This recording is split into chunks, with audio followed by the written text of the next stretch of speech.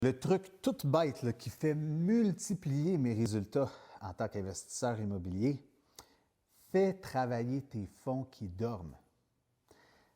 Les fonds qui dorment, en fait, c'est que tu n'es pas tout le temps en train d'acheter puis de dépenser des mises de fonds.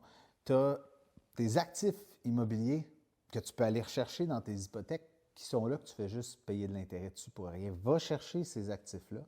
Oui, tu vas payer de l'intérêt sur ces actifs-là, mais en attendant d'en acheter un autre, c'est là aussi que la magie se joue. Tu peux prendre ces actifs-là, le mettre dans du prêt privé à du 10 on s'en fout, tu payes une hypothèque à du 4 d'intérêt, mais tu le réinvestis à du 10. Même chose pour ce qui est de ton argent qui dort dans un compte chèque en attendant de trouver un deal, mais elle est dans un compte épargne. Il y a des comptes épargne promotionnels avec des banques comme RBC, Tangerine, CIBC qui offrent du 4,75, 5 d'intérêt. Tu es même plus élevé que ce que ça te coûte avec ton hypothèque. Joue avec ça. Fais fructifier ton argent.